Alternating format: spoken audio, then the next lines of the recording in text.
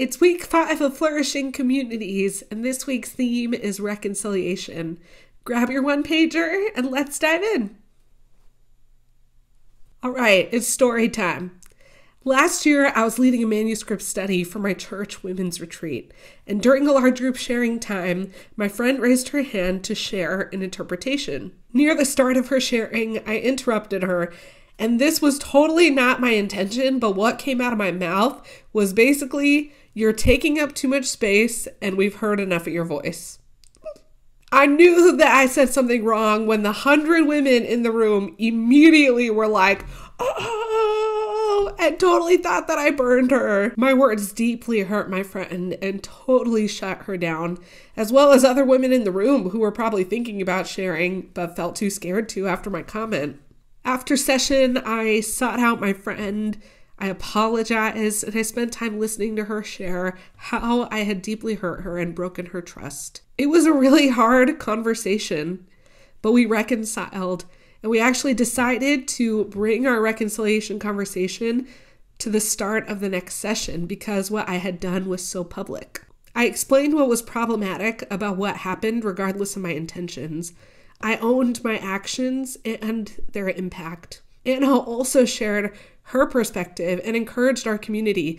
If we're serious about pursuing authentic relationships with one another and being a real community, we're going to hurt each other and we have to learn how to work it out. While it was super scary for me and Anna to be honest and invite people into our reconciliation conversation, we heard for months how powerful and healing that moment was for the women who came to the retreat.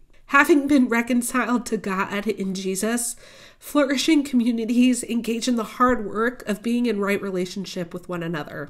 Working to right the wrongs that we have done, even when costly, not only leads to our flourishing, but the flourishing of those around us. Today's passage comes from the Gospel of Luke, which is one of 4 accounts of the life of Jesus in the Bible.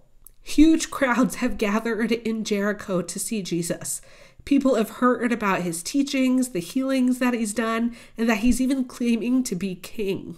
One of the people in the crowd is a man named Zacchaeus. He's Jewish and has become super wealthy by collecting taxes for the Roman Empire. But he's hated by his fellow Jews because his wealth has come from cheating and profiting off of his own people. He has this awesome and slightly funny interaction with Jesus that leads to him giving away half of his possessions and paying back those he's cheated times 4. Isn't that crazy? Because of this interaction with Jesus, he rights the wrongs in his life. He pays the reparations for the unjust actions that he's done. Not only is he made right before God in Jesus, but he's made right with his community. His actions have interpersonal and systemic implications. Today's response activity is about addressing conflict. This is super hard.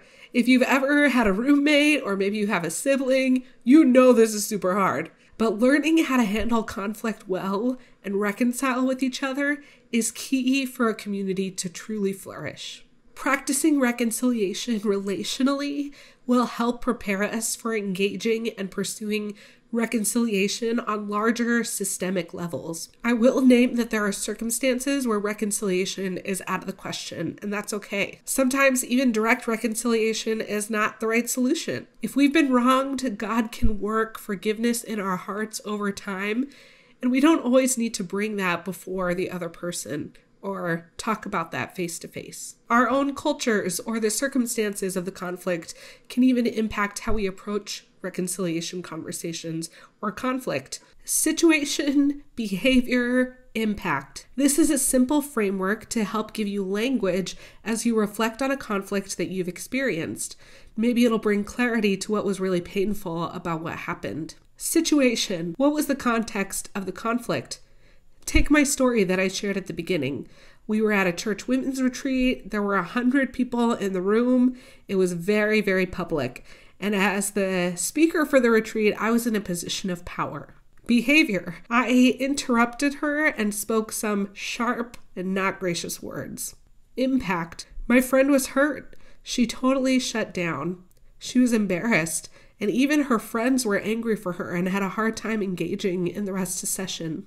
When conflict happens, we can often feel like this person's just a jerk and I just don't need them in my life, and it's much easier to not engage and move on. We can make assumptions about intentions, and sometimes we're right and sometimes we're wrong. Breaking it down to situation, behavior, and impact helps us get to the heart of a conflict and can even help us have a productive reconciliation conversation. A note to you as the facilitator, maybe there's some conflict happening within your group right now.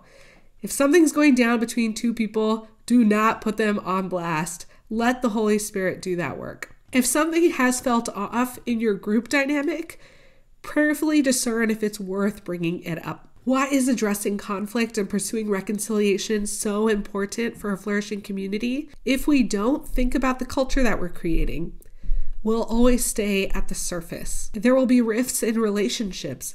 Bitterness festers. We judge each other. But if we do press in and learn to reconcile, we tap into something supernatural, something heavenly. We start to create the kind of community that allows us to flourish.